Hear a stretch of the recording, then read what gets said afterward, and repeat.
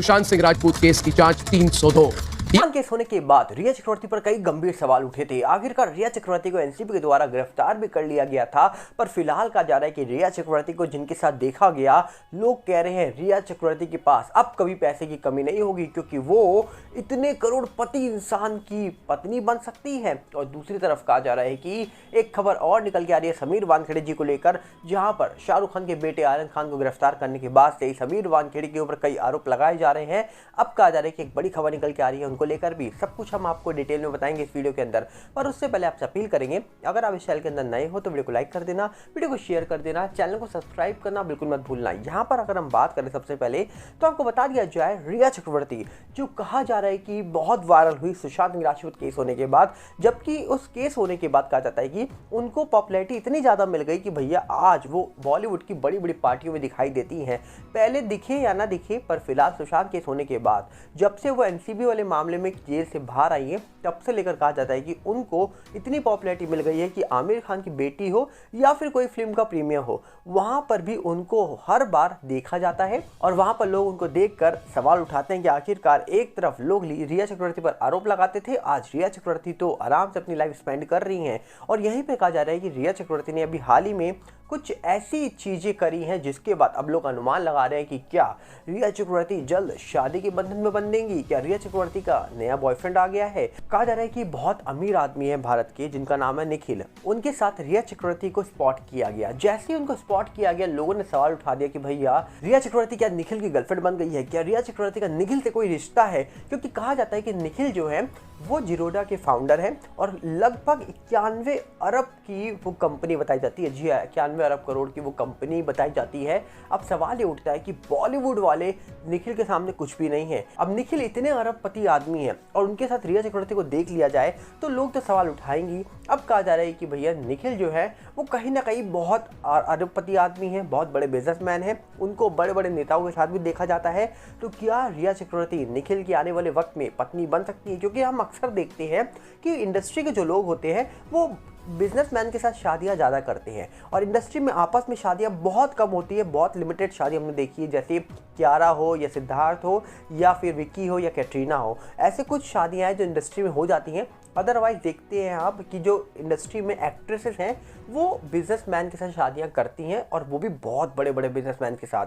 अब क्या रिया चक्रवर्ती निखिल के साथ शादी करेंगी आने वाले वक्त पर, या उनकी कोई भी रिलेशन चल रहा है निखिल के साथ? इसको लेकर लोग सोशल मीडिया पर सवाल उठा रहे हैं, क्योंकि रिया चक्रवर्ती का नाम जब से सुशांत केस में उछला था और उसके बाद जब ड्रग्स मामले में उनका नाम निकल के आया था, और उसके बाद कहा जा रहा है कि उनको करीब कई दिनों तक जेल में रहना पड़ा था। लगभग 1 महीने तक उनको जेल में रखा गया था, ऐसे भी दावे किए जाते हैं। और कहा जाता है कि वो जो दिन थे उनके वो बहुत मुश्किल में कटे थे, जिसके बाद लोगों को ये लग रहा था कि रिया के ऊपर जिस प्रकार आरोप लगाए जा रहे हैं वो जल्दी बाहर नहीं आएंगी। जिसके बाद एक खबर और निकल के आई कि रिया ने बोला, भैया मुझे बाहर नहीं निकालोगे तो मैं किसी को नहीं छोड़ूंगी, मैं सबका नाम ले लूंगी। ऐसी भी बातें फैलाई गई थी। अब इसके पीछे क्या सच है ये तो नहीं पता, पर ऐसी बातें सोशल मीडिया के माध्यम, न्यूज़ मीडिया के माध्यम से निकल के आई थी। अब कहा जाता है कि रिया चक्रवर्ती फ्रीली घूम रही हैं, अपनी लाइफ एंजॉय कर रही हैं। तो सुशांत केस में जब एनसीबी आई थी, जब एनसीबी ने चार्जशीट दाखिल करी थी, उस चार्जशीट में कहा जा रहा है कि रिया के साथ कई लोगों के नाम थे। क्या वो चार्जशीट ऐसे ही दाखिल हुई थी?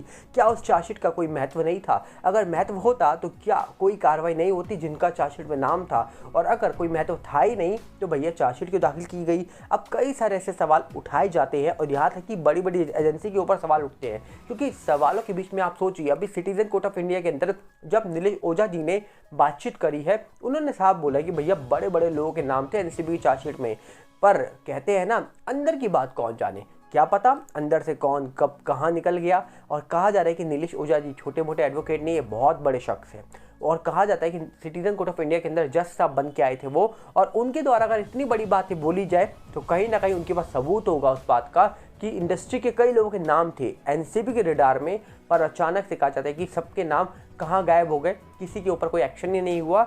और इन सब बातों को सुनने के बाद लगता यही है कि भैया देश में चाहे कुछ भी हो जाए पर अमीर गरीब में फ़र्क जरूर रहेगा। कहीं ना कहीं अगर यही वाले ड्रग्स वाले मामले में किसी गरीब का नाम होता या मिडिल क्लास का नाम होता तो क्या उसके साथ भी ऐसा कुछ होता? अब ये तो हम नहीं कह सकते, पर जिस प्रकार कहा जा रहा है कि यहाँ पर नीलेश ओझा जी ने ये बात बताई अभी हाल ही में बातचीत करते हुए, तो कहा जाता है कि सवाल अपने आप उठ जाता है कि भैया एनसीबी ने जिस प्रकार बड़े बड़े लोगों को पूछताछ के लिए बुलाया था, जिस प्रकार खबरें निकल के आ रही थी उस समय, लग तो ऐसा रहा था कि भैया इंडस्ट्री की लंका लगने वाली है, पर ऐसा कुछ हुआ नहीं। पर इसी के बीच कहा जाता है कि उस समय जो जोनल डायरेक्टर थे एनसीबी के, समीर वानखेड़े जी, जिन्होंने कहा जाता है कि बड़े बड़े लोगों को पकड़ा, जिन्होंने कहा जाता है कि लगातार अपनी जान पे खेल कर बड़े बड़े ड्रग्स पैडलर को पकड़ा है, उनके भांडे फोड़े हैं, आज कहा जा रहा है कि उन्हीं के ऊपर बहुत सारे बादल आ गए हैं। क्यों? क्योंकि कहा जाता है कि जब से उन्होंने शाहरुख खान के बेटे आर्यन खान को गिरफ्तार किया है, तब से कहा जा रहा है कि उनके ऊपर कई सारे आरोप लगाए जा रहे हैं। इन्हीं आरोपों के बीच में एक उनके ऊपर आरोप ये भी लग रहा है कि भैया उन्होंने रिश्वत मांगी शाहरुख खान से 25 करोड़ की।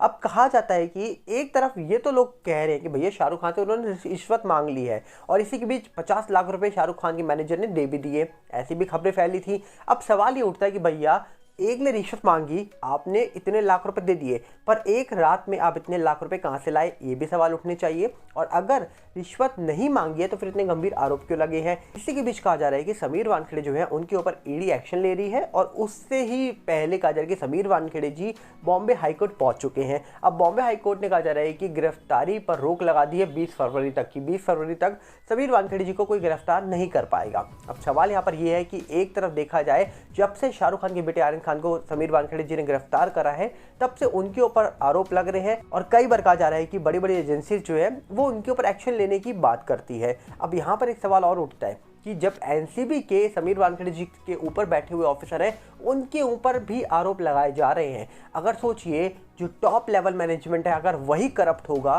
तो भैया लोअर लेवल क्या करेगा? अगर लोअर लेवल ने कुछ लिया भी नहीं होगा, और अक्सर हम देखते हैं काम सारा टॉप लेवल वाला करता है, और अक्सर वो नाम लोअर लेवल वालों का लेता है। और क्या यही सब इस पूरे डिपार्टमेंट में तो नहीं हो रहा है? क्योंकि समीर वानखेड़े जी के ऊपर जब जब आरोप लगाए हैं, तब तब उन्होंने ये बात बोली है कि मैंने हमेशा से ये ऑफिसर को बताया सब कुछ जो उनके ऊपर बैठे हैं, और उसके बाद कहा जा रहा है कि उन्होंने ही मुझे परमिशन दी है, और आज वही उनके ऊपर आरोप लगा रहे हैं। तो कहीं ना कहीं बहुत सारी चीज़ें हैं जिसके ऊपर सवाल उठ रहे हैं। पर उससे पहले समीर वानखेड़े जी ने साफ बोला है, भैया सत्यमेव जयते, जो सच होगा वो जल्द सामने आ जाएगा। तो इंतजार करते हैं, जब सच सामने आएगा तो अपने आप पर्दा उठ जाएगा। पर इसी के बीच हम आपसे एक अपील करेंगे, अगर आप इस चैनल के अंदर नए हो तो वीडियो को लाइक कर देना, वीडियो को शेयर कर देना, चैनल को सब्सक्राइब करना बिल्कुल मत भूलना, और साथ में हमारे नए चैनल सागर भल्ला 18 के साथ जुड़िएगा, जो यूट्यूब का है, इंस्टाग्राम का भी सेम चैनल है सागर भल्ला 18, और फेसबुक का है सागर भल्ला। सबके लिंक हमने डिस्क्रिप्शन में आपको दे दी है। पर सबसे पहले हमारे टेलीग्राम चैनल के साथ जुड़िए, जिसका लिंक आपको हमने डिस्क्रिप्शन में दे रखा है। जाइए और जुड़िए। मिलते हैं बहुत जल्दी। नमस्कार, जय हिंद।